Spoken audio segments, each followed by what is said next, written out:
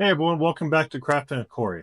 If you're new here, this is a channel dedicated to my journey growing a 3D print farm from the ground up. In my last video, I introduced everyone to my workshop, my old trusty Elegoo Neptune 3 Pro 3D printer. In this video, we're super excited because we're going to finally unbox the Prusa Mark IV. Alright, before we begin, I want to introduce everyone to someone very important. This is my business partner and my master builder, Parker. Hello, YouTube. All right, before we start unboxing this, let's talk about what the Prusa brings to the table that the Elegoo didn't, and why I chose the Prusa over some of the other options on the market, mainly looking at Bamboo Labs, such as the P1S or the X1 Carbon, and what the Prusa really brings to this operation. Let's talk about the Elegoo Neptune 3 real quick, and what it really did well, but where it also really didn't meet the market. We're talking about building a 3D print farm and printing at scale and quality. So the Neptune 3 is an excellent 3D printer for beginners. If you're just getting into this hobby, it's great. It just simply works if you're printing little articulated animals or gadgets around the house. It's great because you just plug the model into the printing software, you hit print, the quality is decent, it gets the job done, but that's not what we want when we're building a business like this. So that's why we need something like the Prusa Mark IV. Before we get started in the build, I just want to show everyone the Elegoo real quick and all the attachments and little gadgets that I've built into this thing over time. So first up, we have another filament spool holder here on the side so that we can store two separate filaments. And to go along with that, the filament sensor, when it comes stock, it's attached right here at the side to this little divot. So I 3D printed an attachment here so that you can print from either side with the filament. Next up, we have a cord spine here. So this kind of keeps the cord out of the way. And it looks really awesome because it kind of looks like a dragon's tail. Each one of these pieces is printed separately, and then it just kind of clicks in together. Next, we have a guide for the print bed down here. So that little orange guide in the back allows you to put the print bed down much accurately and easier and simple, and doesn't slide off the back. On the side here, I have a little garbage bin for all the filament poop. It sits in some little rails here that are kind of glued into place. Very handy to have because it's just a lot simpler to put the filament poop in here than in the garbage. And then finally, my favorite part of this, when it's printing, it kind of wobbles back and forth and there's a little bit of vibration. So the fun part about it is I removed the legs down here and I 3D printed new legs, and I put some squash balls inside here. So there's 4 squash balls in there, which kind of dampen the vibration quite a bit. Then over here on the side, I have a Beagle Mentian 2, I believe, and that is the printer that kind of watches this as it's printing, so I can watch it when I'm away at work and such. Well, without further ado, let's finally open this guy. Life kind of happened to me, and this has been sitting in my basement for almost a month now, so I can't really express how excited I am to finally open this box. So over here on the side, I have a little toolkit that I purchased on Amazon. It's specially designed for 3D printing. It's got just about everything you need in here. It's not the best, it's not the worst, but if you're just getting into the hobby, this is the one that I recommend. I'll link it down in the comments for you guys to find it. But in here, I got a little box cutter, and let's do this. With a little box cutter. Cut over the top. There's a little label on this that says check the integrity of the tape before opening. This thing came all the way from the Czech Republic with no issues, so that's great. And ta-da! Wow. Open it up. So first thing we got is a little power cord. So got that. Got a thank you for purchasing your Mark IV. 3D printing handbook, that's going to come in handy. What's that, bud? Yes. Someone's excited for the gummy bears. Yeah, I just got an idea. We're going to do a small little thing as we're building this. Every step of the way, we're going to eat a gummy bear. How's that sound, bud? Yeah. All right, so next up, we have a USB drive here. I'm sure that has some of the printing software on it. And a steel sheet. So this is kind of the print bed. We'll open that up here in a few minutes. Oh, that's kind of nice. A little checklist of each of the items that came in here. Kind of a quality control thing, I'm sure. Garbage. I believe this is the power supply for the unit. Yep, PSU.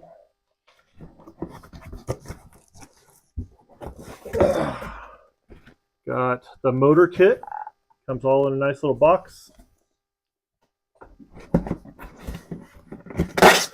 Next up is printed parts X-Buddy case.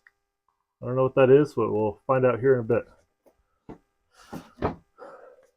Next we have the front and rear plate set, extrusion set,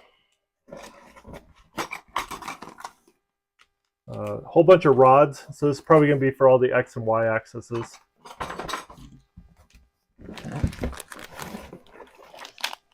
Fasteners and electronics. This is like Christmas. And finally, I believe this is the last item in the box. We have the frame and the HB set for the Mark IV. So that's the heat bed and the frame. All right, all in all, these are all the boxes that came out of the large box. So now we'll start opening them up and looking for the instruction manual, wherever that is. Status update, I've opened most of the boxes except for the most fragile items. And inside them was about 3 million parts. So this will be fun. Let's go. At this stage in the game, I finally decided to open up Prusa's website and go over the instruction manual. I'm very impressed with the instruction manual so far. In the introduction section, they have a part for anything you can think of, from required tools, the labeling guide, the spare parts bag, and many other important things to keep in mind as we're building this.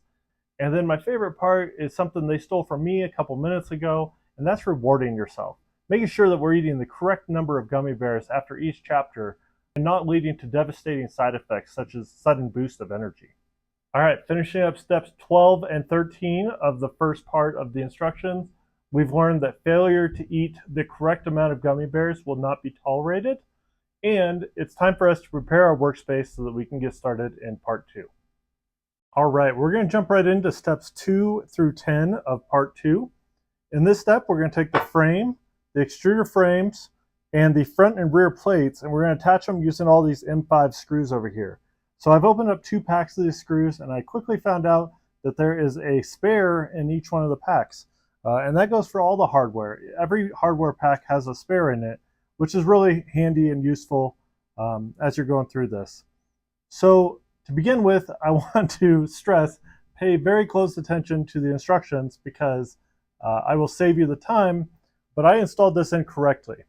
The large extruder frames do not go on the outside like this. They go on the inside. And then the small ones go on the outside on the backside back here. I did it the other way around. I'll save you the time. So let's get started.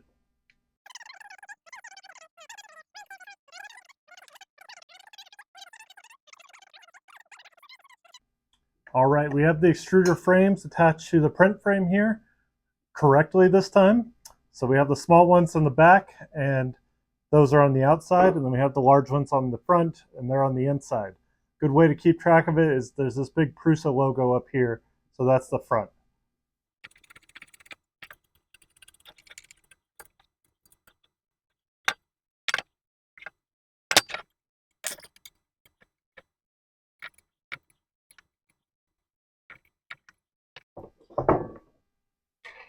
All right, and that is 32 screws installed, twice if you're me.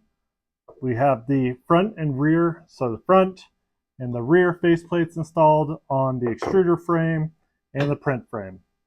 Moving on to, so I lied, we're not moving on, we're moving back to step 8. Note to self, do not try to build this while filming a YouTube video. So what we missed was there are these M3 NES parts. It's just a little piece of metal, but it has a little spring on the back. These need to slide into this extruder frame on the short side before you put the faceplate back on. So we're going to do that, and then once again, for the third time, I'm going to install the faceplate. Real quick, before we move on, we'll check with step 10, which is just to make sure that the frame itself is sturdy. So we're just going to move it left, right, up, down. Everything is very tight. The metal on this is machine cut. It is very well built, very heavy. and sturdy. The screws are well made. They're not subpar quality. All the screw holes are very well machined. This goes together very well. Next, we're going to install 4 anti-vibration feet onto the frame. These just pop right in on the bottom. You install them, turn them 90 degrees. It says to install these 1 to 2 centimeters from the end, whatever that is. I'm sure at some point these will be replaced by squash balls, but for now, I think they will do. And then we'll move on to cable clips. So I've already installed 2 here. I'm going to put 2 on the bottom side here, and then 3 on this longer section here. When you're doing this, you want to make sure that the long part that the cable goes through is on the inside of the frame. So you're going to slide it in, pop it up on top here, and then just give it a little bit of force, and it snaps into place. And now we can slide our cables through these holes. This is the end of step 14 of part 2. We have the cable clips installed. We have 3 here, 2 here, and 2 on top. Again, just want to make sure those holes are on the inside. And let's get moving on to the power supply unit. For this next part, we're going to be installing the power supply unit. We're going to install 2 M3 nuts here onto the right side next to this label right here for the serial number. And then we're going to just mount the power supply unit right on top of there. To do this, I'm going to be using a new tool I just purchased. It's called a Fanttik power screwdriver. Inside here is the actual screwdriver, and it has the bits inside this housing. And this is a power screwdriver, make our life a lot easier. We'll be using this a lot for this next section. All right, so this will be really simple. Just gonna screw this in just a little bit. And that goes easy with this new screwdriver.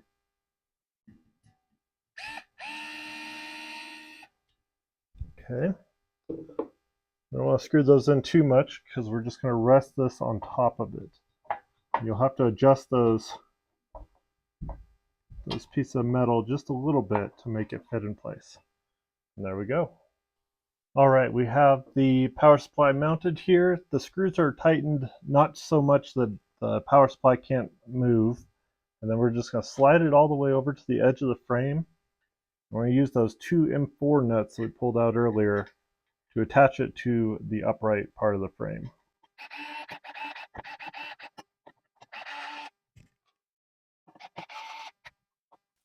Unfortunately, my microphone stopped working about this point in the video. It'll come back on later on, but for now I'm just going to do a little bit of voiceover. So this is the X-Buddy. It comes in a bubble wrap package. It's the motherboard for the 3D printer, and it's going to go inside this box here called the X box. I'm sure there's no copyright infringement going on there. Next, we have some other items laid out, like these thermal pads. They come in 2 different sizes, an assortment of tiny little screws, and some zip ties. Next, we have the X holder. This X holder is the first 3D printed part. It's a little tool that we'll use a few different times for various tasks. The first task being to guide these zip ties as we install them into the X box. Next, we'll put 4 screws on the back of the frame. We're going to skip 2 holes on the bottom of the frame, and we're going to install 2 right where I'm installing this one. Then we're going to skip 2 more, and we're going to install 2 above those for a total of 4 screws on the back of the frame. Then we'll move down to the bottom part of the frame, the extruder frame, where those M3NE nuts, those pieces of metal with the holes in them are.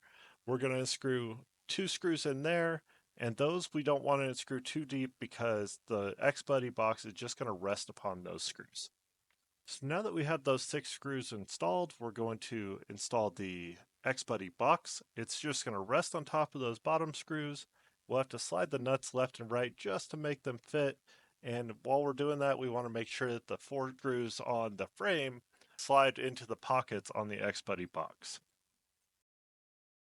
Now you can screw down all 6 of those screws so they're nice and tight and the X-Buddy box doesn't move.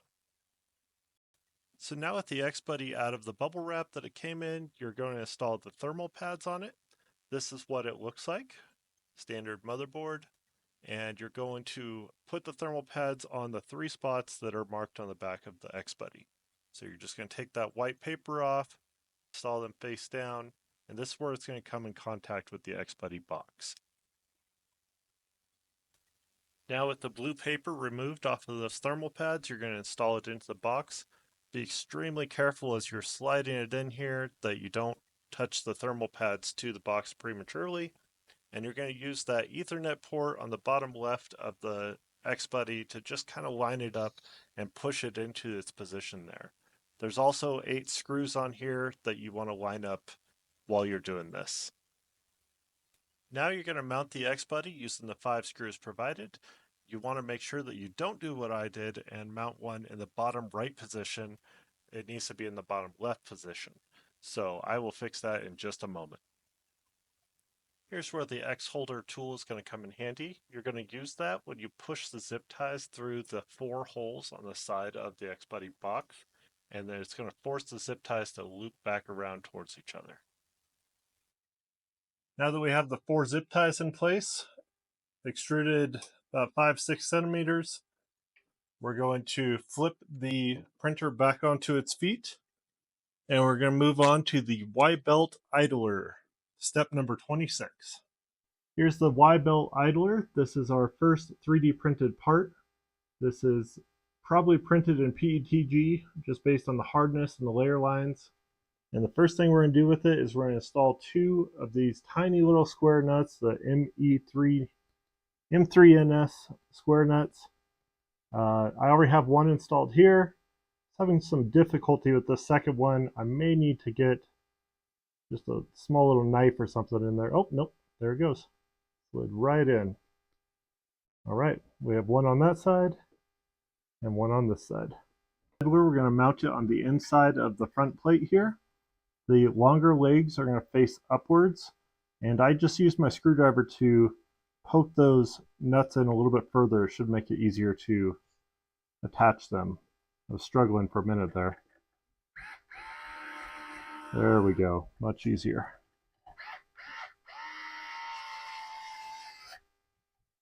All right, there we go. Now we'll move on to installing our first motor, the Y motor. Here is the motor, and on the bottom of it, make sure that it says Y axis. Next we have the motor holder, pulley, and a variation of screws and nuts, as well as some more thermal paste. So as we did before, we're going to install these tiny little nuts into the holes on the holder here. There's 2 holes, and for one of them we'll have to push it way down deep inside there, so I might need to get something narrow to push it down inside. Okay, with those nuts in place there, I used a small Allen wrench to push them into place. Now we're going to install the motor holder here. We want the long end to face the same direction as the cables, and then we're going to use 3 of the M18 screws to mount this in place.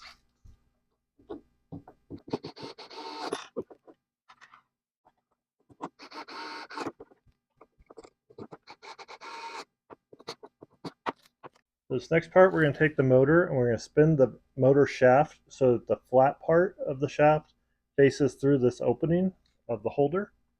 And then we're going to take the pulley and put it onto the shaft so that one of these grub screws faces the same direction as that hole. And finally, we'll take a Allen wrench, line up the top of it so that it's flush with the top of the holder, and use a second Allen wrench to tighten down that grub screw onto that flat part.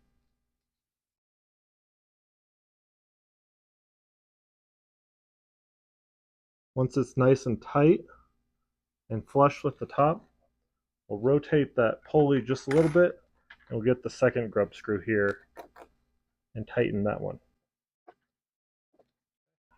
Now the pulley is attached to the motor. Next we'll take this thermal pad, peel off the white layer, and attach it to the motor on the side that says F2. This may be different lettering depending on the model that you have. Mine says F2. And now we'll mount this to the inner frame. Next we'll put the Y motor in place. The first thing we have to do is take off the blue sticky side of the thermal paste, and we're going to mount it using these screws. that we pulled out earlier. And we want to make sure the motor pulley is facing towards the PSU. And the back side of the motor is going to face towards the X-Buddy. Once we have those screws partially on there, we'll tighten them down. Easy. Okay. And then finally with this cord, so we can keep it out of the way, we're just going to tuck it inside the extruders over here on the X-Buddy side for safekeeping for the moment.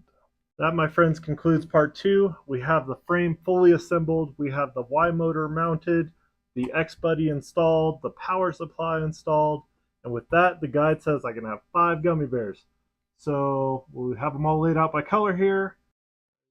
Parker is at school, so it's unfortunate for him. We'll level out the colors, maybe 1 white, a yellow, 2 red, and a green. Delicious. I'll see you in part 3. All right, moving right along, we are in part 3, the X-axis and X-carriage assembly. So the first thing that we're installing here is the X-axis end motor. This part here needs a whole bunch of screws and nuts in it. I've already installed them, I'll save you the time, but 4 nuts there, a little square nut here, a 25 millimeter screw here that we just want flush with the top. Then we got 2 square nuts here, another one here, and another one here. All of these have been installed, and we can move on to the X-end idler.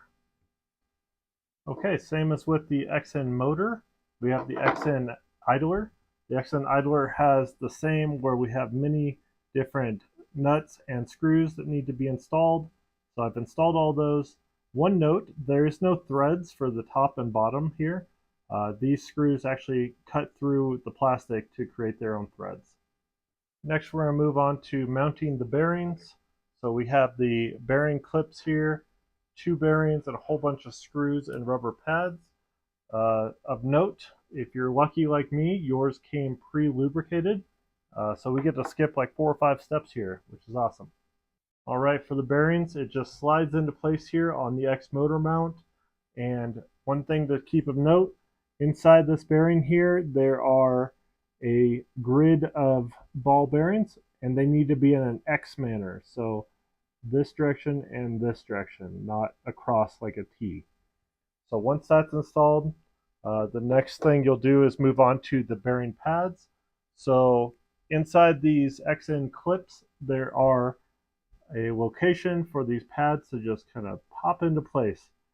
Once you've done that to one, you do it to the next. Okay, now we'll put the X-end clips on top of the bearing. There is a small protrusion on one side. That is going to go on the outside of this bearing here. So we will slide it on. We're going to keep it raised as we do this so we don't move those rubber pads. We just slide it on gently. And once it's in place, and those pads haven't moved, we'll install 4 M30 screws on here that will attach to the nuts on the back end back here.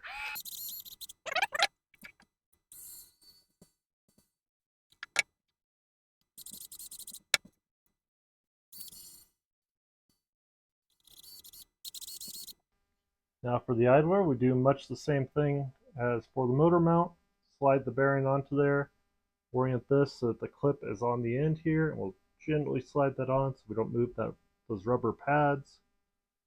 And then the only difference here is we're going to use the long screws on the left side, the side with this extra end over here, and we'll use short screws on this side, and we'll do 4 of those.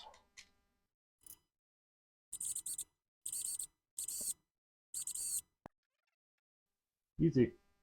Now we have both these parts built. Next, we're going to begin assembling the X-axis rods. So we have the 2 longest rods provided here, as well as 3 different bearings that are going to attach to the rods. The first thing we're going to do is take these bearings, and we're going to orient it so that the bearings on the inside are pointing at an X shape. So on the bottom, 2 bearings should be pointing diagonally, and on the top of those 2 bearings, we're going to place a line with a Sharpie, and we're going to use that later on. So we have bearings facing diagonally on the bottom and a line across the top. And we're going to do that to all 3 bearings for the x-axis. Once we're finished here, we're going to install the rod. So we're going to insert these rods into one side here and the other one here. And there's a little viewing hole on either side on the back side here where you can make sure that the rods are in contact with the screw that went through the top. So once that's on there, we're going to install 1 bearing on the top where this little notch is, and 2 bearings on the bottom. Those marks we made earlier don't really matter at this point. And then we're going to take the other side, and where we have the notch on this side and the little hook, if you will, on this side, those need to be on the same side. So we'll just connect them like so. A little bit of force, and went on pretty simply. There we go. Next, we're going to build the X carriage. I'm not going to bore you with the building part again. There's going to be a whole lot of nuts and bolts and screws, so I'll let you know when it's finished. Well, that was quick. Here's the X carriage all fully built. We have 3 spacers with screws going through the back end of those. We have a whole bunch of square nuts throughout this where other screws will screw into it. And next we'll move on to the X carriage clip and do the same thing. We're just going to take the X-axis here and we're going to pop it inside of the X carriage. Once it's inside, we will align these 2 bearings to this side of the X carriage. There's a little groove for them. We're going to leave the top bearing out for the moment while we work on this. And then we have 2 of these rubber pads that need to go inside of the clip. Just like the pads before, there's a little groove for them. We just set them inside there.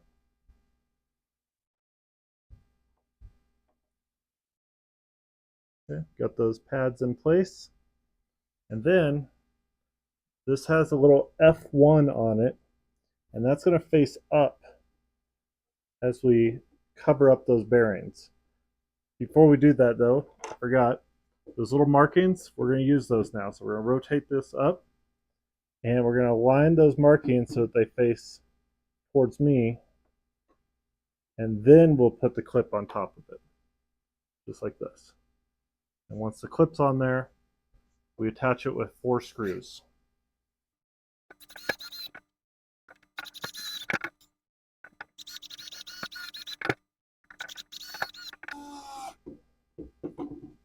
And there we have it.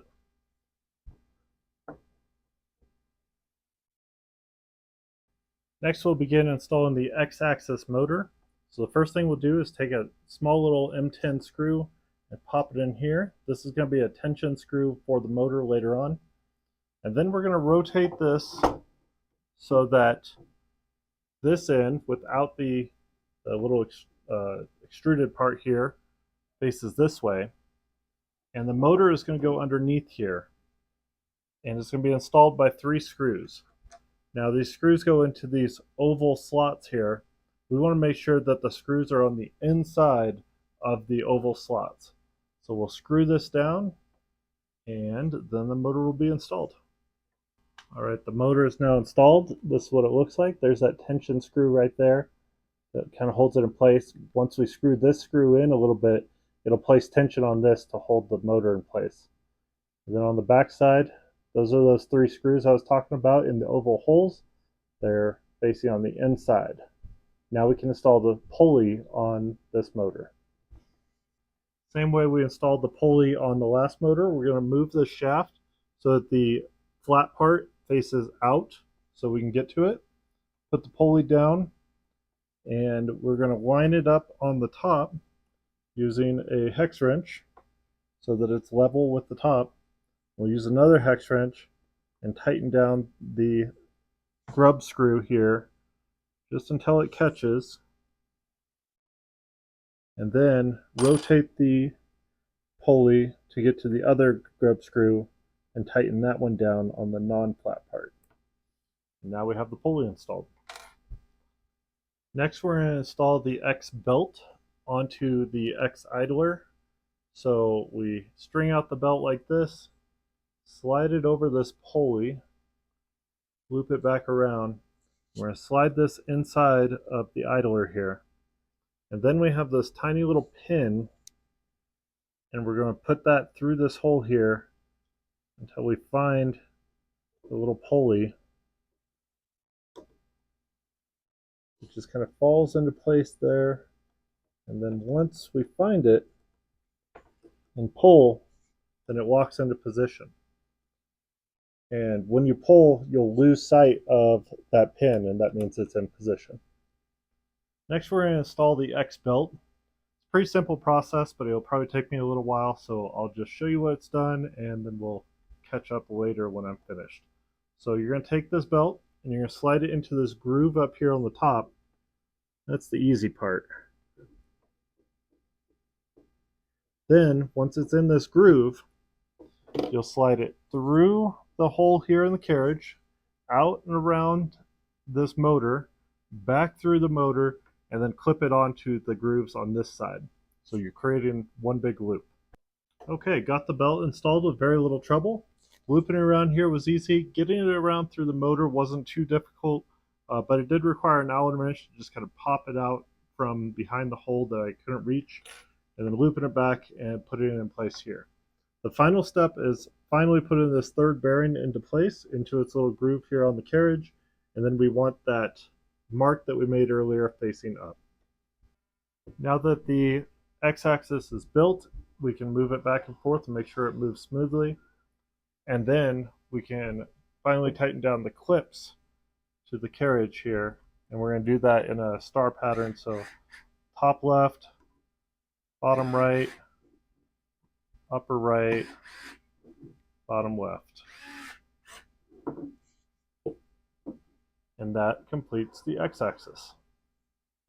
All right, that completes our X-axis. It is fully built and functioning. And with that, we are done with part 3, step number 39, which means we get to finally eat 5 gummy bears. All right, what color do you want? You get to pick 3. Red and orange. You got 2 reds and an orange. I'm going to get 2 greens. All right, let's eat. With that, let's move on to the Y-axis. Psych, I was wrong. We're going to move on to the Z-axis. So to begin with that, we're going to start with these bottoms. They have little teeth on the side here. This protrudes out on this side. And those teeth will just line up to the side of the frame here. And they're going to be attached with 6 M10 screws. So 1 there, and then 1 over here. Now we need to install the Z motors. We have the right over here. It has a longer cable, much longer cable, and the left on this side. First, we're going to put these rubber pads on them. They have 4 holes in them for 4 M3 10mm screws. So we're going to slide these through the motor mounts. We'll do the other side. And then we'll attach it with the screws. Now with our motors mounted, we have strung the cords underneath the frame. There's little divots under the frame where they slide through. And then we're going to guide both of the cords under the frame from the back towards the X-Buddy, the motherboard. And then when they're both coming out on this side, we're going to string them along the side of the motherboard. And now it makes sense why we have these zip ties over here. We're going to slide them along the side of the motherboard here and clip them onto the 3rd and 4th slots up here at the top of the motherboard. So I'll do that and then I'll show you what it looks like. All right, here we have the cords. They're strung up along the side, making sure that they're going through the zip ties. We're not going to tighten the zip ties just yet. We have other cords to put through here. But they're going to just leave them along the side here, and then clip onto this and this slot at the top. Next, we're going to install the x-axis across, the one that we just built. To do that, we need 2 rods here that are left in the box. There should be 2 smaller rods that we're going to leave in the box. We need the thicker of the 2. We're going to have the X holder. We'll use this in the next step. 4 M310 nuts and 2 trapezial nuts is what they're called. So we're going to install these rods right here onto the Z motor. And we're going to install it on both sides. It's pretty tough. We have to push down. And then there's a little viewing panel right here where we can make sure that the rod's in place. So we're going to do that now, and then we'll install the X-axis on top. Installing these rods requires quite a bit of force, so you're going to want to hold up on the Z-axis here, the Z motors, just to make sure that you don't pop them out of place. And you're going to use a fair bit of force to get it through the hole there, which is good. It means it's going to be tight. And we'll view, look through the little viewing panel here, and it is touching the bottom. Now we'll install the X-axis onto the Z motors. So first we're going to just slide it up on top. We want the X motor on the left side of the printer. Then we'll just slide it down through these rods and into the guides. Easier said than done. There we go.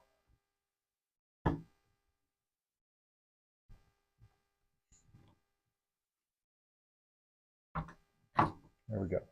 And then it should just slide down in place. And now this is where the X holder is going to come in handy, so we're just going to loop it under there and lock it onto the top of the printer. And it just stays in place, just like that for the moment being. Now the guide says that this is the time to tighten up these 4 screws on the Z motors so that these Z motor threaded rods up here sit exactly perpendicular through the hole. Now, I tried doing that and it didn't really move the rods too much. The guide says it's not super important, but it's something to keep in mind. And then the final step for this is we're going to take these trapezoidal nuts here and we're going to screw them down through the screwed rods into place. So that went very smoothly, and once they're in place, we'll install them with the M3 10mm nuts. So just screw those down into place. Got that X rod or that X holder holding the X axis in place, and then we'll attach 2 nuts to either side, or 2 screws to either side. Now we're going to install 2 pieces. They're the Z top pieces. They're going to go on either side right at the top of the Z axis, and we just slide each of the rods through the top like so. Very tight. Easy. So once that rod's in place, then we'll put 2 M3 nuts right here, and the rod has another viewing port right here at the top, so you make sure the rod's touching the top. So we're going to do that to both sides. All right, now that we have the X-axis toppers secured, by the way, screwing these 2 screws in right here was kind of narrow passage, but luckily with this screwdriver I was able to get in through that hole pretty easily here. Using a hex wrench might be kind of difficult to get through to those holes. So now that we have those installed, we can freely rotate these X-axis threaded rods to raise the X-axis. Once we have it raised a little bit, we can remove the X holder, and it is firmly in place now. For the next steps, we're going to be installing the love board. I don't even know what that is yet, but we'll figure it out soon. I'm sure that probably has something to do with the extruder. And then we have the extruder main cable here. We're going to install that with an M6 screw.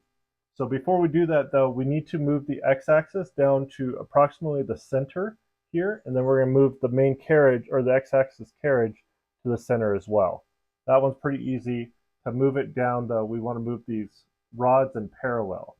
And the guide specifically says do not push down on the X-axis. That will ruin it. We want to move these rods in parallel. So now we'll take the main cable, and the side that does not have, this one has a little white label on it. We don't want that side, we want the other. We're going to slide it in from the back on the left side of the carriage, right between the belt and the upper rod. We'll slide that through and move on to the next step. So the main cable has two different types of cables attached to it. It has these straight ones right here. You see it better there, straight ones, and then it has twisted ones. There's also a channel on the main carriage here. We're first going to slide the straight cords through the channel, and then once we have those through, then we will slide the twisted cords through. Hey, welcome back to voiceover time. My mic is obviously not working again. So here we have the love board. The love board is the brains of the extruder, and we take it out of the bubble wrap and we're going to install it to the back side of the extruder. Before we do that though, we're going to plug in the main cable cord there that we just ran through that carriage, and then we will connect it with one screw on the back side. All right, here's the back of the extruder. We have the love board mounted up top. Look at that guy struggle with the screwdriver. Okay, now we're gonna get that one little screw in there. Still kind of struggling. There we go. Got it. Now we're gonna screw that one screw in to mount it right in place. The next step is to install the X carriage cable holder. This can be installed at the bottom side of the carriage, and it's going to hold all the cables up and out of the way. When we screw it in, we want to be very careful we don't pinch any of the cables, and we're going to use an M3 40mm screw to screw that in.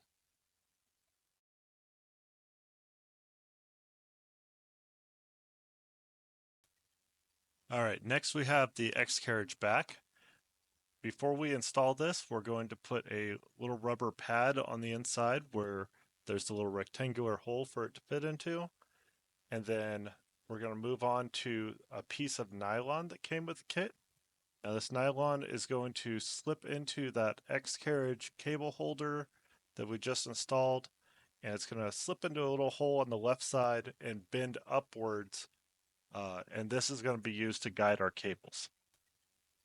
Now to install the X cable back, we're going to make sure that that bearing that we marked earlier has the mark facing out towards us. And then at the bottom of the back is a little guide that allows the cables to come out through the bottom without pinching them. And then once that's in place, we'll install two M318 screws.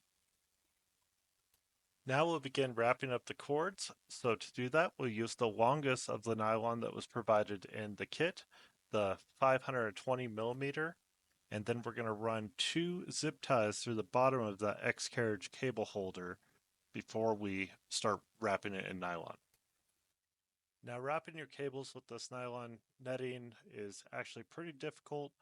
You're going to use that nylon cable that we installed as kind of a guide, but I don't really have any tips or tricks for you. Just take your time and do it right.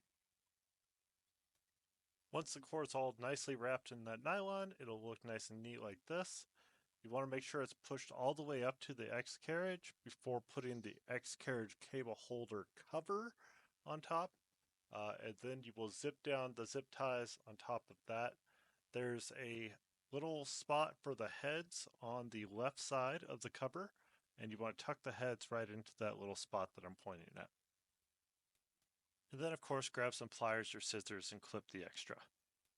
Next we're going to cover the X motor cable with a nylon sleeve. It's going to be the smallest of the three, and it's not going to cover the whole thing, but that's okay for the moment.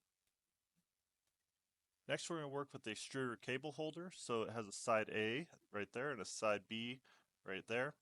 And with the side A, first thing we're going to do is install two square nuts into it. So speed this up just a little bit. Install those two square nuts. Okay, now that we have those in, we're going to take that nylon piece that was going through the cables and we're going to slip it into a little hole on the inside of side A. And that's going to help guide the cables through the cable holder. Now that I have the extruder cable through the channel here, I'm going to take the X-axis cable, make sure the sleeve is all the way up to the very top of the X-axis, and I'll slide that into that second channel beside here. Then I'll take the side A of this cover and just put that right over the top with two M18 screws. Once I've made sure that there's no cables in the way, I'll lock those into place. There we we go. So now the x-axis and the extruder cables are locked into this holder. One thing I adjusted real quick, I made sure that the nylon for the x-axis just sticks into this holder just a little bit so that none of the cord is sticking out the back side. Final thing we'll do is take a zip tie, and just like we did before, we're going to zip tie these together on the back side of this holder, and there's a little groove for the head of that zip tie to sit in. And then we'll cut the excess length.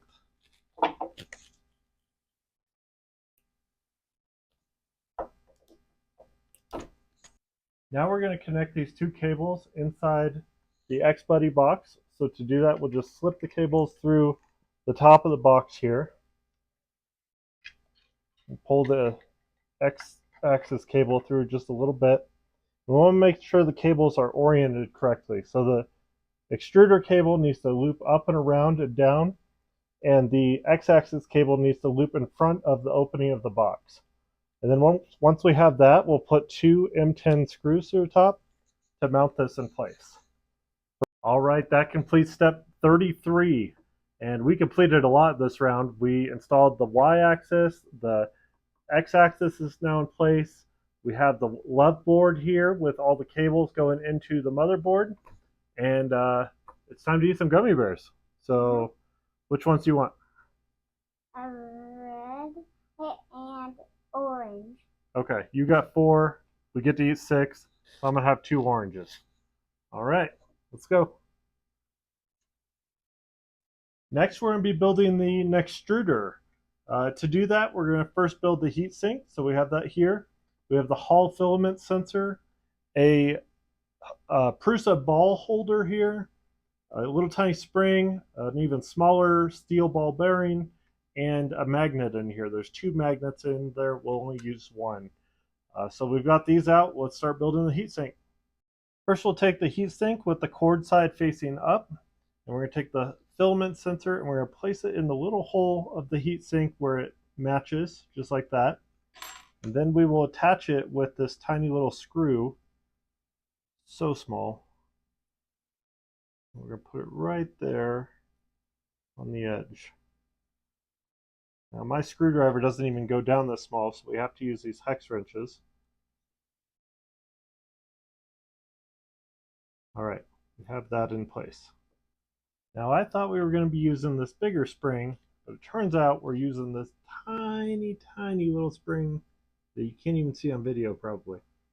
Anyways, you're going to build a little piece out of that tiny little spring, a magnet, and a steel ball bearing. And once you have those 3 in place, then you're going to take the ball bearing holder and you're going to slide all 3 of those into place, just like that. Now we're going to take this assembled ball bearing holder with the heatsink upside down. In other words, the cords are on the bottom side. We're going to flip it up so that the little lip on here sticks down into the hole here in the heatsink. And then we're going to kind of push that ball into the spring and push that down until it's nice and flush. And once it's flush, that's what it will look like. So first we have the idler levers A and B. We have 2 bearings, we have 2 pins, a tubular spacer, and an M36 screw. I had to put them on a white background so you could even see them, they're so small. And then we're going to attach those to this heatsink. So first we'll put these small little pins through the heat sinks and put them in place on these idler levers. And once those are in place, we'll put the idler lever on top of the other one.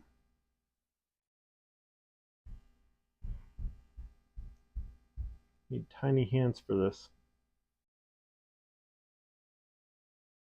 Okay, just kind of clamp those together, and then we put the pin through there, or the tube. The tube just goes through the end.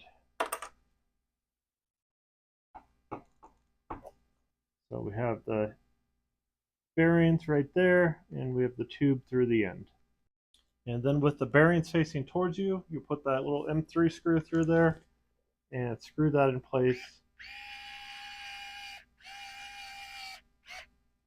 Okay, continuing with building the extruder assembly, we have the PG assembly here, the PG assembly ring, this guy, the assembly adapter, this one, the main plate, as well as the PG case. And we're going to put all this together. This one came out of the extruder box. It was inside some bubble wrap in case you're looking for it. A few more items before we get started here. We're now going to work with the extruder motor. So we pulled that out. That's the last of the motor kit. We got a little bit of lubricant we're going to use, a small little spacer, a 3x25 socket set screw. I'm not sure what that's for yet. And some 3x25 screws. We got 3 of those. All right, now we're going to attach the heatsink to the extruder motor. First thing we want to do, very important, take this tiny little spacer and put it on top of the motor. Then we're going to take the heatsink with the motor cable facing away from us and the heatsink cables facing on the downward position and to our right. We're going to put that on top. And then we'll take this top cover here, and it has a little divot on the edge here.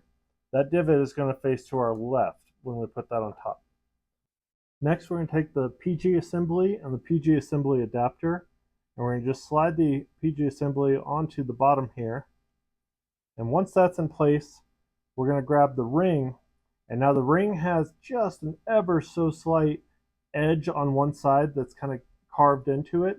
Find that edge, and that needs to face upwards. And then you will just slide it in here and just kind of rotate it back and forth until all the cogs line up and it turns freely. Now, with the PG assembly belt and the extruder shaft and the heatsink in the other hand, we're going to slide this assembly onto the shaft here until it locks into place. And it should just turn freely once it's there. We just want to make sure that the adapter spins freely and it's not too much exertion needed, which it does. We can take it off at this point and try to reapply it. Just make sure everything works fine, as well as these cogs in the inside should not be sitting above this ring here.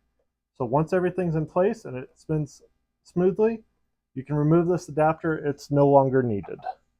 Now we can take that idler that we built earlier and that little notch that I pointed out on the side of this extruder, and you just slide the idler right into that notch. Once it's there, flip it on the inside, and we're going to take this little assembly bolt here, or socket set bolt, and slide it down to that hole there. It should stick up just a little bit, and then we're going to tighten that down with a hex wrench. Now we're going to apply some lubricant to the inside of these cogs here after that socket bolt is in place. I popped over my lubricant and it got a little excited here, so we'll just use that up. So pop a little bit all over the inside in here, and we'll call that good. I just used one of the old zip tie pieces that we cut off earlier to move around the lubricant inside here. But now we're going to attach the case cover to this. So the lettering is going to face down towards the heatsink, and then we're going to put it in place with these M25 screws.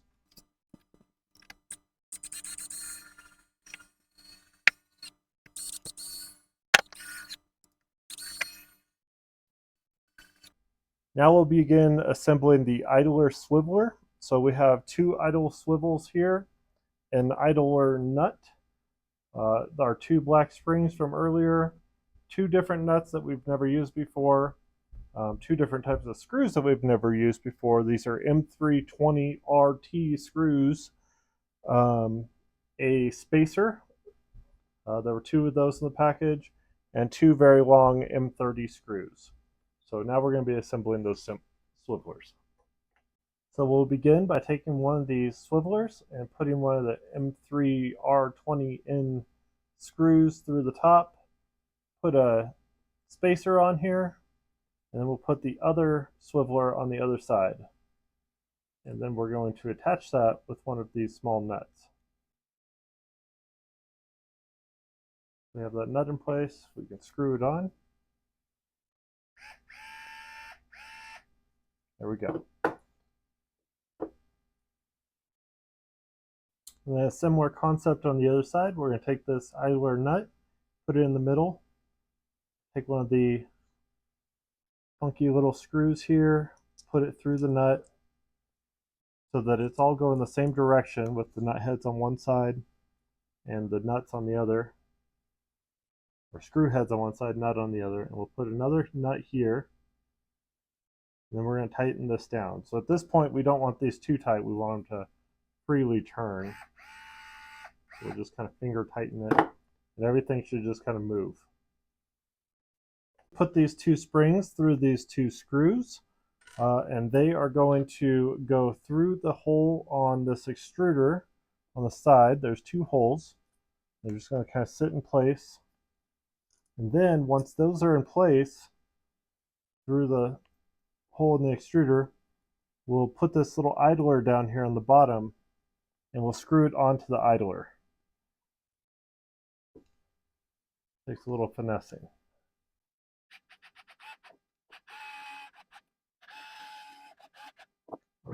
And then we will just stop just short of touching the screw here. We don't want to screw in too far. So here's our two screws. Here's our idler. We can move up and down. Okay, getting a few more parts ready for the next step. We have 3 M310 screws. We have 2 thumb screws, a thermistor, and a tiny little grub screw you probably can't even see in my hand. Insert this thermistor into the bottom side of the heatsink here. Just slides into that hole, kind of the second one in from the side. And then we're going to take this tiny little grub screw and somehow with my big fingers slide it into that hole. So you're just going to tighten up that grub screw so the thermistor is kind of flush with the top. And then once that's in place, you'll put these little thumb screws onto the top of the heatsink as well.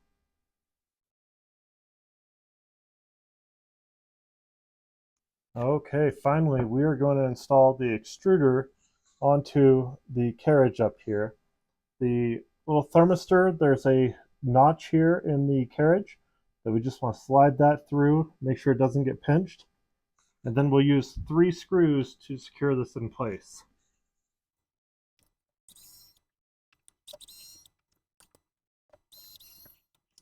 Okay, now we're just going to take the thermistor cable that we routed up and we're going to put it through the little slot that was built for it before connecting it to this small little slot at the top here. It's the one closest to the extruder. There we go. It's clicked in place and we'll just make sure that it's routed through that hole. Now we're going to install the hot end fan onto the heatsink. It's going to go right here. We want to make sure the cable is pointing to the bottom left side. And then on the left side, we're going to install 2 M318 screws to hold it in place. Where's the other screw?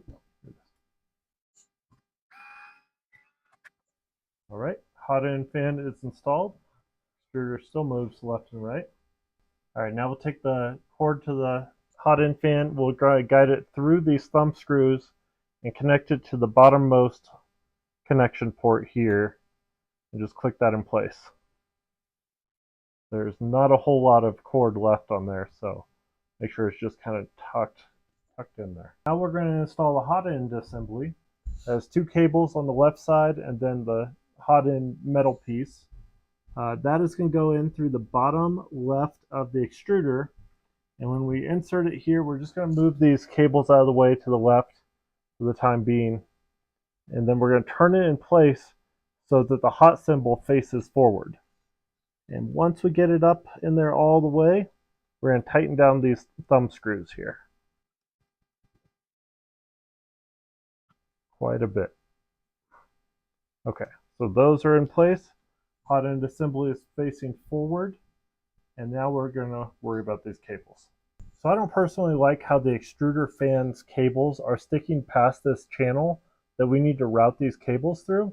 So what I'm going to do is I'm going to unplug that there. I'm going to route these up through that channel, and the extruder nozzle's cord is going to plug in this upper left corner right here, and then the thermistor is going to attach to this black connection at the top.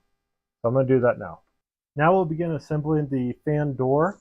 To do that, we're going to start with magnets and the door. So we're going to take the magnet, we're going to put it in place in the little hole made for it on the door shroud. Once it locks in place here, then we're going to take the fan and route the cable through the little divots made for it on the fan door. Once we have the cable in place here, we're basically just going to flip the fan over on its back and pop it into its location here, trying to keep the cable in line while doing so. There we go. I believe the cable stayed where it needed to. Yes. So we have the cable in place, the fan's flipped over, coming out on this side. And now we're going to secure it with some screws. So these little M36 screws will be the ones we use to secure it in place.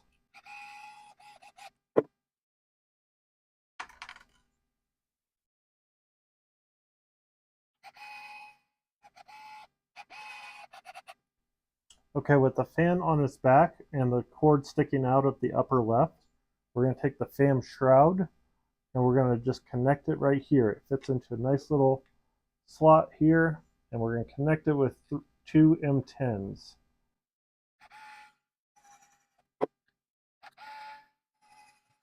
Okay, so there's the fan and there's the shroud. Next, we're going to take the leftover magnet that we had and we're going to connect it to the magnet that we installed earlier. Now that we know which sides are attracted to each other, we're going to pull it apart and we're going to use our Sharpie to mark the side that was attracted to the other. And then we're going to install that onto the heatsink. All right, now this is a very important step. We're going to take the side that we marked here and we're going to make sure it's facing us. If we do this wrong, we can't do it again. And we're going to slide it into this little slot on the extruder, and then we're going to push it down, but we want to make sure that mark is facing us. Once it's in, we're going to push it all the way down into that slot. I'm even going to use a small hex wrench to push it down just a little bit more. We'll now attach the fan to the hinges. So there should be a small hinge, big hinge on the fan, small hinge, and small hinge. And we're just going to slide it in here, put down an M30 screw through all the hinges. Easier said than done. Okay, now that that's in place, we can flip the fan into place. You should kind of feel those magnets connect to each other. And then we'll use the screwdriver to connect those hinges.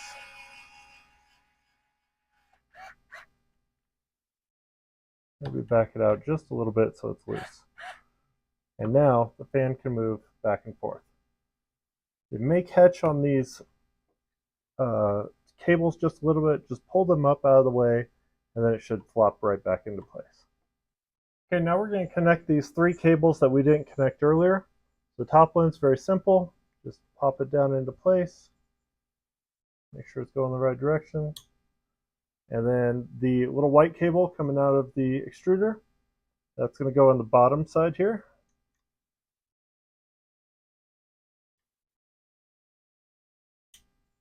And then the other one will go on the top. And then finally, back to this fan we installed earlier, we're going to install that cable as well. Man, these are so tight. There we go. Okay. All right, for this next step, you just want to make sure that all the wires are in place, the ones that we just connected, that nothing gets pinched when this fan moves. And then most importantly, you want to make sure that the idler works properly. It should just click into place like that. So from an unlocked position with a little bit of force, it should lock into place. If it doesn't lock into place, you're like me and you installed the nut upside down. So I had to take off these two screws, flip the nut over, and then it just locked very easily. Next, we're going to cover up the love board. First, we're going to start with the wires on the side here. So we have this little piece that goes over top of them and an M10 screw to screw it into place. We'll just slide this in here. It's kind of difficult to get to this position. Kind of hard to show this part, but the top cover is just going to slide in from the side, and it's going to go behind the plastic that's on the back of the extruder, on the back of the love board. And once it's in place, you just kind of wiggle it, and then you push down until it should just kind of lock into position.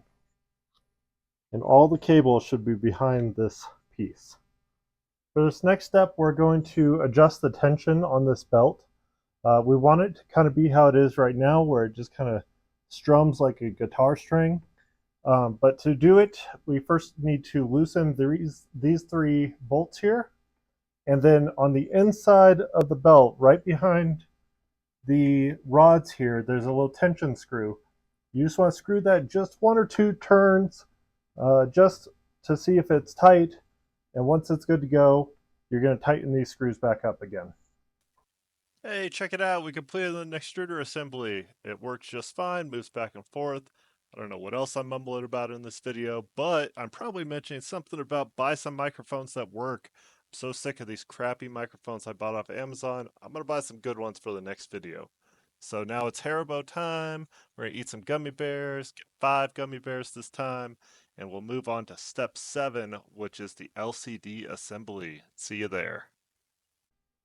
Okay, starting on the LCD screen, we have verified that we have version A because it has this little gold bark right here rather than up here.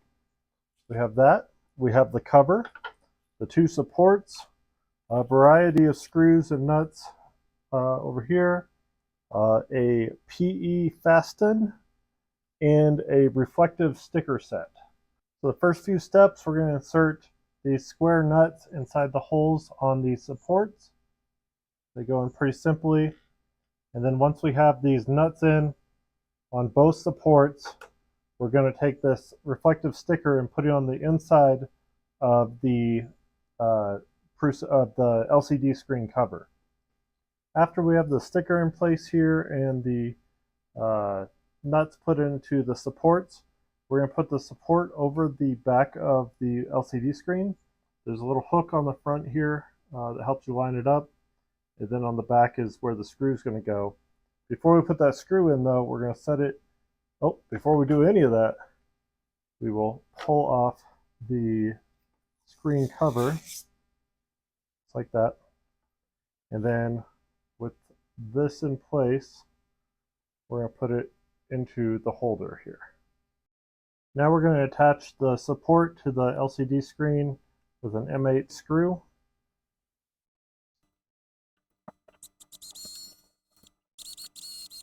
Did not want to go on there.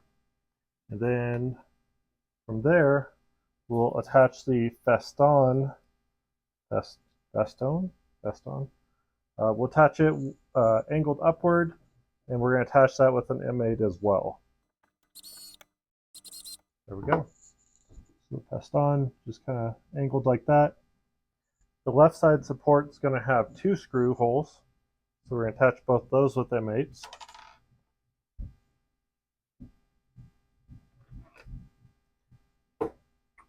The left side support is going to have 2 screw holes, so we'll attach both of those with M8s. This one is difficult to install, so I'll do this off camera. And this is the finished product for now. We have the LCD screen on this side, both the supports sticking out, and we're going to move on to the LCD cables.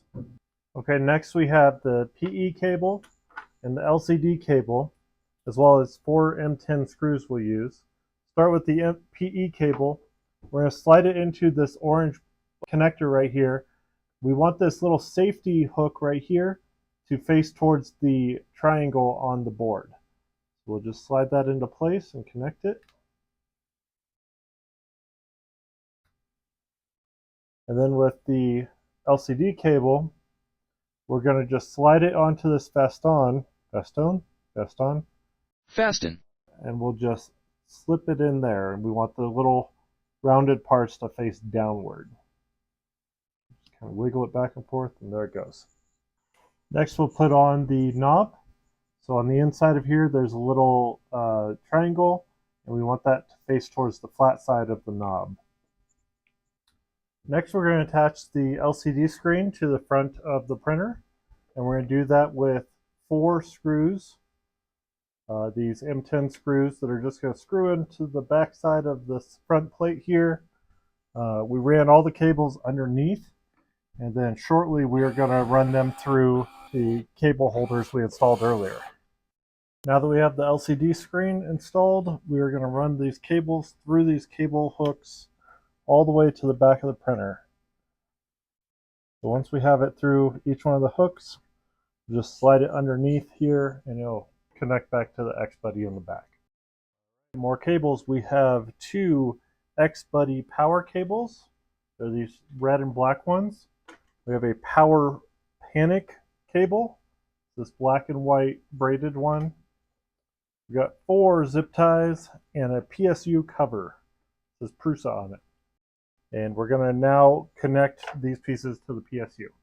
All right, we now have the printer on its side so we can easily access the bottom part of the PSU.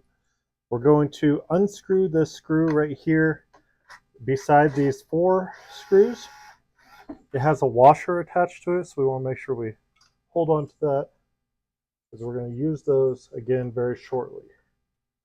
Then, once that's off, we're going to take the end of this power cord here, not the forked end, but this end, put that screw right through there and reattach it.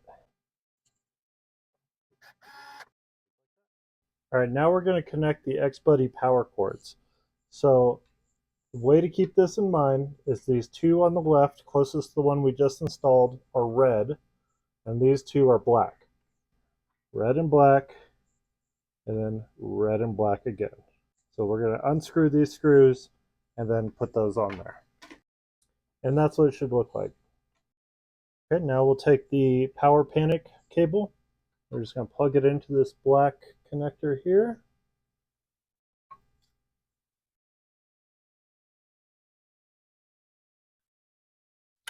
There we go.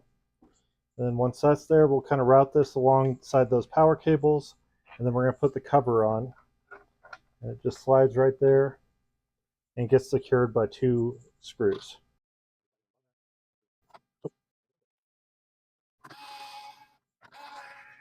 Now we'll take all these cords and loop them up and around towards this footing here. And then we're going to go up and into these 2 cable clips on the back and then loop them back towards the front again.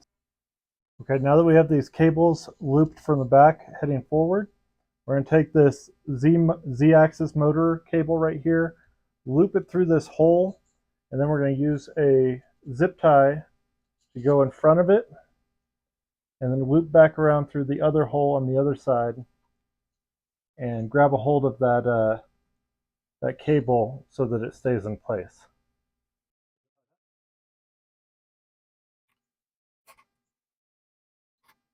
There we go.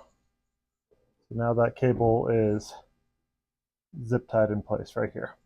Moving towards the center of the printer, we have 2 more holes for a zip tie. So we're going to put it through one, loop it back around towards the other. And this time we'll grab the X-axis and power cables together. And we're going to put 1 more zip tie through the 2 holes here. We're going to leave the LCD cable alone for the time being. So we're not going to loop that in with the cables. And if you haven't done so, now is a good time to clip that excess on the zip ties. So we have all the cables running all along this line towards the left side of the printer. Getting a little crazy down here with cables, but I forgot in the last step, we want to grab this Y motor cable as well and include that in the bundle, because that's going to get routed up to the X-Buddy. Alright, here's kind of the craziness I have going on with these cables. First thing we're going to do, take the X-axis. I just noticed that these are labeled. That's pretty cool. So this X-axis one is going to go in the furthest left slot. Then we'll grab that Y-axis that we just strung earlier, I'm going to kind of string this up underneath everything so that it goes along the side wall. And this is a little crazy. Honestly, I don't love how the instructions are laid out for order in which you're supposed to connect all these, but we'll make do. So anyways, run the Y up along the side, and we're going to connect it right here to the second slot. And make sure everything is under these zip ties, because we're going to tie those down real shortly. I'm going to run this big ugly guy on the inside. There we go. And we're now going to secure the PE cord, and it's going to go underneath this big bundle of cords over here. We're going to secure it with a M6 screw and an M3 washer. So we'll put that through the PE and get it right into this corner over here. Difficult to get to. Unlike what we did last time where we did red on one side, black on the other, this time we're going to do red, black in pairs. So we'll start with red on the left side here.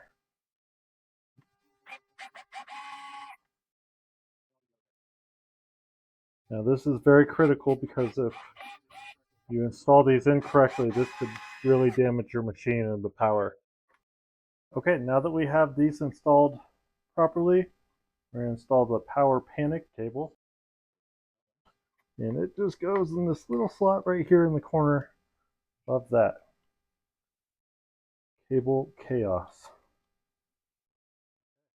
Okay, I apologize if this is hard to see from all the chaos here, but I moved this cable clip over to be beside these power cords, and there's another cable clip here that's going to be where this LCD screen cable goes and the motor cables are underneath.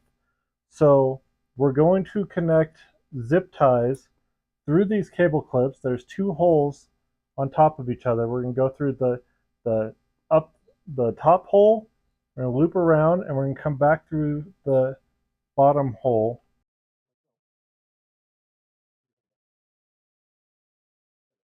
Okay, and then once we've looped that around, then we'll connect the zip tie. So we're going to basically zip tie these power cords to the cable clip, and then we're going to do the same thing with this LCD screen and the motor cables underneath. Okay, just as we did on the other side for the other Z-axis, we're going to put a zip tie through here and loop it back around the top. And once we loop that around, this will just help keep that cable from getting loose and getting underneath the machine.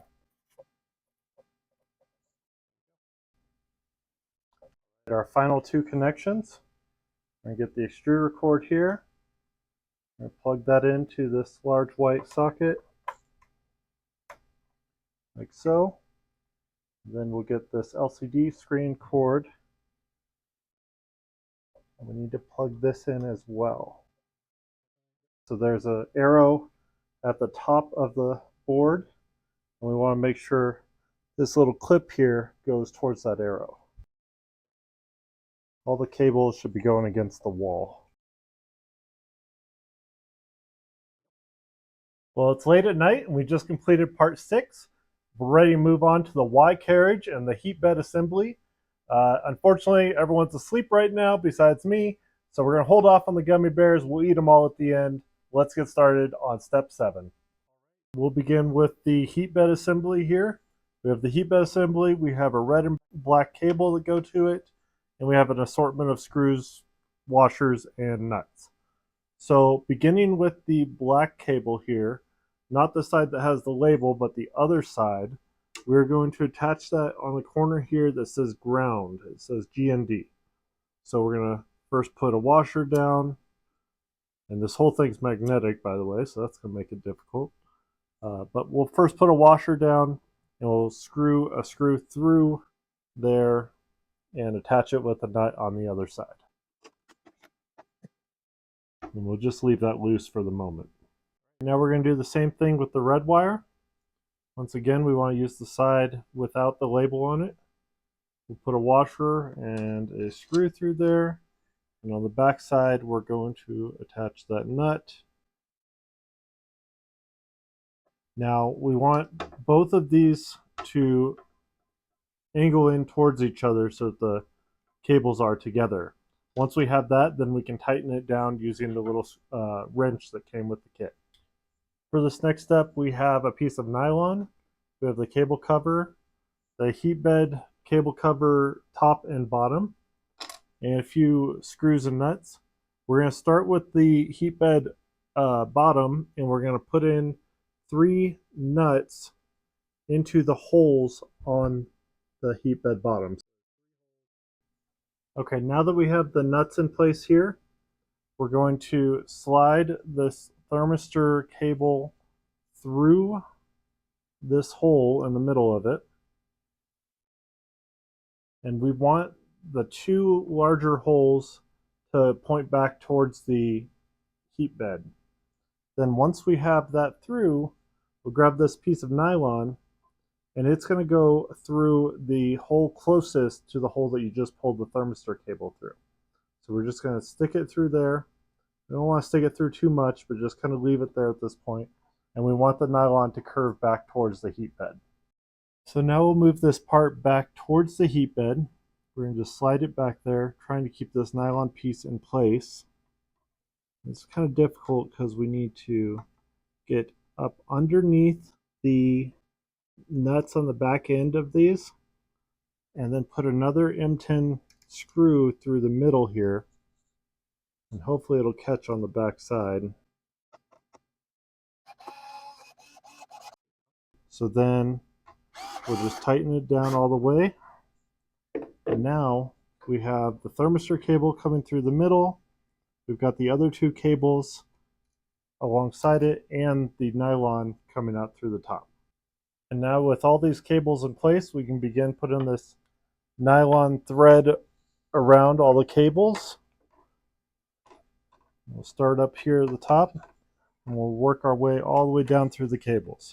Now that we have the nylon on the whole cord, which took a while, we're going to put the cover on here. And when we install this with 2 more M10 screws, we want to make sure that the cover and the bottom half connect flushly and there isn't a big gap between the 2.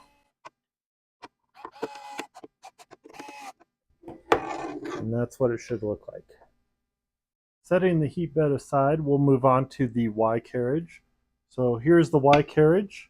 It comes with some plastic and some rubber pads that are going to go onto the clips. And we also have some bearings over here. So to begin with, we're going to install the pads. For the pads, we want to put the rubber down first and then the plastic on top. And we're going to secure those with 2 M6 screws. So we'll screw that in either side. And it should look just like this when it's finished. Flipping the Y carriage over, we see 3 locations where these clips are going to go in. So 1 here, here, and here. And then once we screw these down, we're just going to slip a bearing into the clip just like that. All right, this is what it looks like when it's finished. The bearing's in place, held in place by these clips. When you screw this in, make sure you only screw the screws in just a little bit, slide the bearing in, and then screw it all the way down or it won't fit. So remember that bearing configuration from before where it needed to be in an X pattern, not a T pattern. So inside, you want to make sure that these bearing balls are to diagonal, not up and down. So the microphone crapped out on me again, so we're going to do some more voiceovers. Right now we're going to install the Y-axis rods. We're going to do that with the 4 Y-rod holders as well as some screws and nuts. What you want to be very careful about is when you push these rods through the bearings, you don't want to push any bearing balls out. If you push 1 or 2 out, that's okay, but if you push more than that, you should probably buy some new bearings from Prusa. Man, I really messed up this section. I filmed it in vertical. Gross. Anyway, so now we're going to install the Y rod holders. There's 4 of these, and they have 3 square nuts inside each one. You're just going to install it on the rods. You want to make sure that you're installing the straight part pointing towards the middle of the Y carriage. All right, this part's pretty easy. You're just going to grab the Y carriage. You're going to flip it upright. You want to make sure the rod with the 2 holders is on the left side of the machine. And for me, it just slipped right into place. Then you take 2 M10 nuts and you're going to put it on either side of the rod, both left and right, front and back. And then the Y carriage should just move back and forth very simply and easy. Okay, now we'll begin assembling the Y belt. We have the belt itself, some pulleys and small screws and nuts, and then we have the Y belt holder and the Y belt tensioner. For now, we'll put the tensioner away. That's the one that has the oval shape I was just pointing at. And then we're going to install a nut inside that hexagon shaped hole there in the holder. And then you'll want to push it down with a hex wrench or use another screw to pull it through. Okay, with the machine on its side, laying on the PSU, you're going to install the belt into the holder. You want to line up the grooves on the belt with the grooves on the holder, not like this doofus did, and do it the other way around. Look at this, completely wrong. Okay, with the belt firmly in the grooves here, as you can see, we're going to put another screw here, and that's going to apply tension to the belt once we screw that in. Then, once that's screwed in, we're going to attach it to the rear hole here on the the Y carriage. There's a little lip on the back that holds it in place on that hole there. And then we're going to loop the belt up over the frame and around the pulley on the Y-axis motor in the back here, and then back around towards us. Okay, this is largely regarded by many of the people in the comments on the instruction manual online as one of the hardest steps in this whole process. Problem is, there isn't much room to move to screw this screw in here. So I've pulled the belt out of the way. I got the screw just barely started here, and using an Allen wrench, I'm just going one slow step at a time to screw this in, trying not to cross thread this screw as many have done before. We're just going to slowly work on this. I think this part is very poorly designed compared to the rest of this machine. On second inspection, I was actually able to take this off, screw a screw into the hole just to make sure that it wasn't going to cross thread and that the hole was properly threaded. And then when I went to put it back on again, I was able to get my screwdriver in here after pulling the belt way out of the way. I was able to get the screwdriver in there and screw it in. So not as difficult as I thought, still a pretty poorly designed part. Now with the Y belt holder in place, we're going to run the belt back through the Y-axis motor, and then keeping it on top of the frame here, we're going to run it back towards the front. Then we're going to take the pulley with the pin inside of it, and we're just going to kind of loop the belt over it and put the pulley in place here on the front on the idler. There we go. So just kind of, when you put tension on the belt, it pulls the pulley backwards and locks into place. Then this is where we're going to attach the Y belt tensioner to the bottom of the Y carriage. So once we have this all nice and tight, we're going to screw one screw into this tensioner and it should lock everything into place. All right, let me put it into perspective how difficult this step is. This is by far the hardest step of the whole process and very poorly designed. I have no idea how you would screw that screw into there, even with a hex wrench, because it's such a terrible angle, and you have 2 belts in the way. The only way I was able to do it was with my power screwdriver, and I just muscled it into place and screwed it in. I got it into place, but it was so tight of a spot that this bit actually got stuck, and I've been working on it for a while. It just finally came out. It's now in place. Everything seems to have the correct amount of tension. Nothing moves. That wasn't fun. Let's move on to the next step. Now we're going to take this very long M40 screw and we're going to screw it through the tensioner and the holder until we meet that nut that we put in a while ago on the holder. We're going to screw it all the way through, and that'll create tension for the belt on the bottom. And this is how we'll adjust the tension later on. Trying to screw that screw through both of these pieces without the nut trying to push its way out was very difficult. So what I had to do was take off the holder, and when I did that, then I could get to the nut.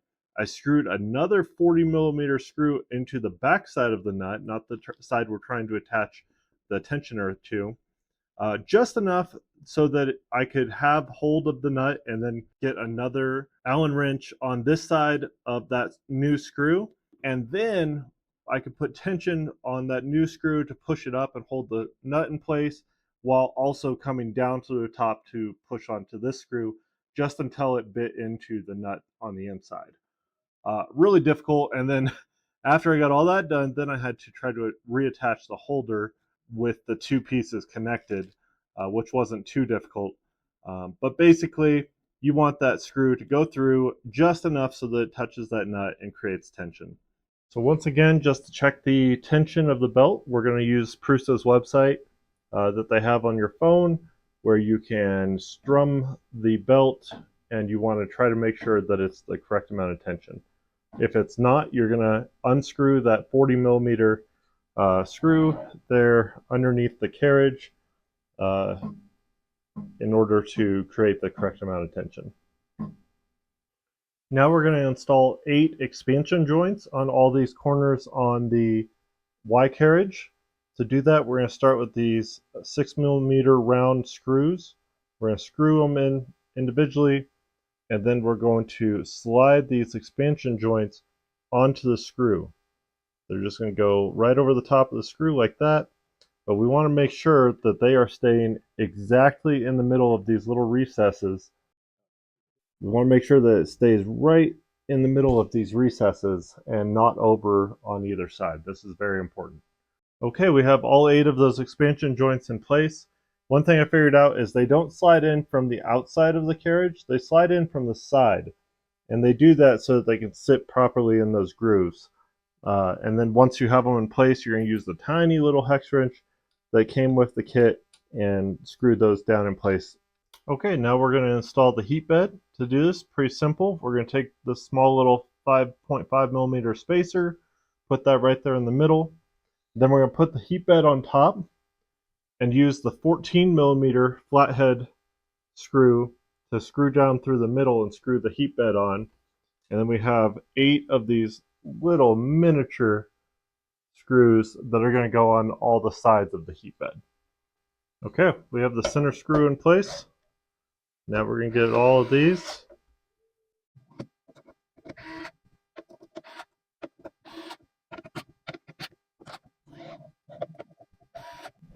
Okay, the heat bed is now installed. Now we just need to connect it to the motherboard. Okay, now that we have the power cords and the thermistor for the heat bed, we're going to slide them in through the back of the X-Buddy through this little square hole. And once they're in here, we're going to install them with some terminal screws onto the motherboard here. We're going to install the black power cord onto the left terminal and the right, or the red power cord onto the right terminal. And then right here next to that, the little notch is where we're going to install the thermistor cable. Okay, now that these are installed here and we have the thermistor plugged in, we're going to take this cover and we're going to install it right here to cover up this hole in the back. Can't see that. There we go. So it's just going to cover up that hole in the back, and we're going to screw it down with 2 M6 screws. Now we are finally going to control this mess with zip ties. So we're going to use those 4 zip ties we installed at the start to tie down all of these loose cords in here. Alright, microphone crapped out again, but this is what the final cords should look like once they're all zip tied down. The next step is to install the ESP Wi-Fi module. This is probably the simplest step in the whole process. You just pull it out of the package and slip it into the slot. And you put the cover on with just 1 M6 screw. Okay, we're at the finish line now. We're just going to put the cover on the X-Buddy box. So we'll put the bottom cover on first to cover up those power terminals. That one's labeled Prusa. And then we'll put the top cover on, and that's going to be installed with 4 screws on all 4 sides.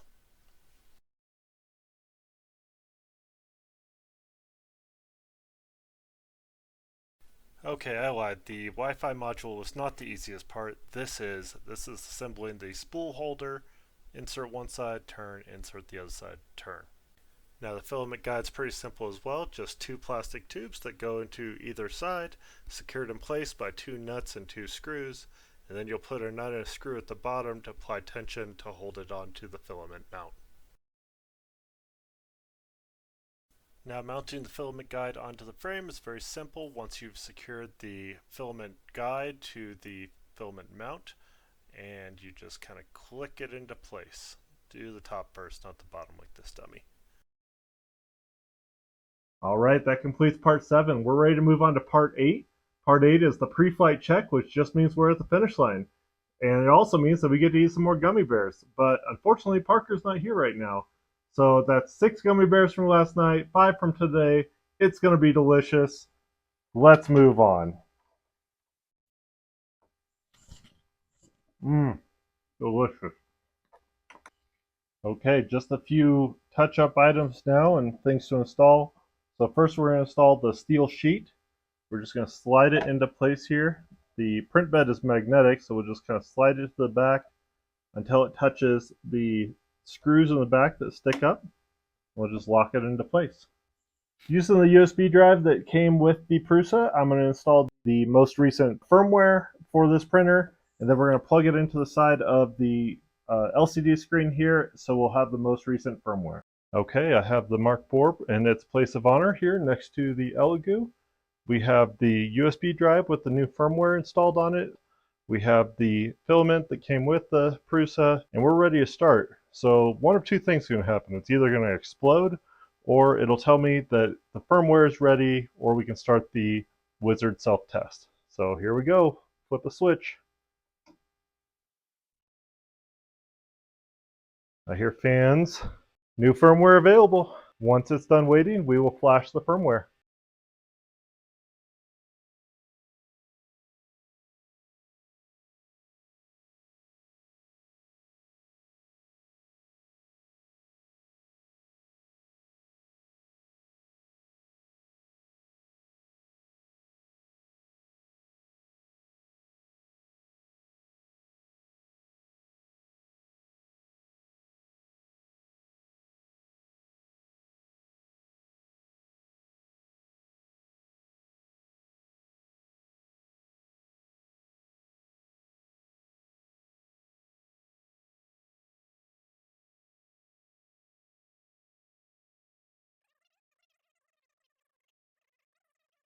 Rotate each screw counterclockwise by 1.5 turns. The screw head should be flush with the cover. Unlock and open the idler.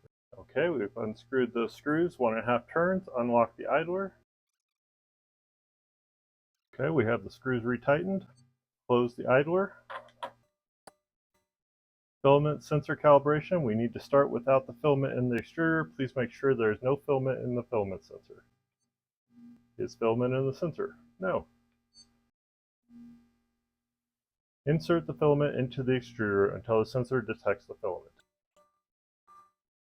Filament inserted. Please continue. Calibration. Remove the filament. Filament sensor calibrated. Happy printing. Use the online guide to set up the Wi-Fi. Okay, I had a little bit of issues installing the Wi-Fi module and flashing the firmware. I'm not sure if removing the USB drive made a difference or removing the ESP module in the back and reseating it helped. But either way, it was able to update after I did that. So we can continue here.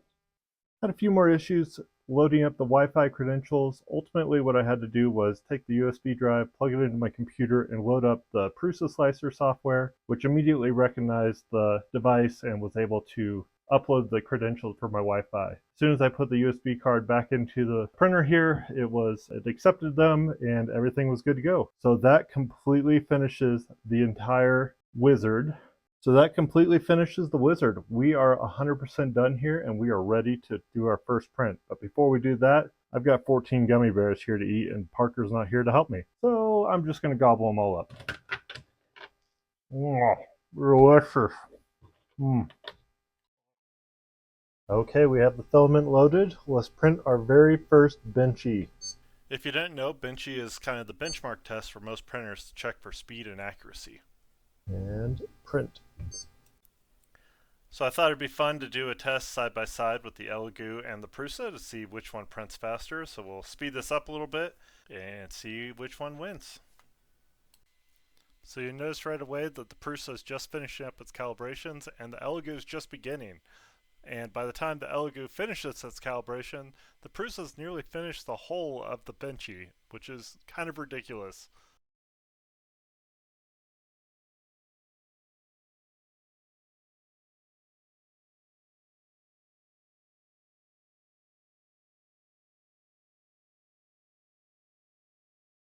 I know you're all shocked, but the Prusa won with 7 minutes and 24 seconds remaining on the Elegoo.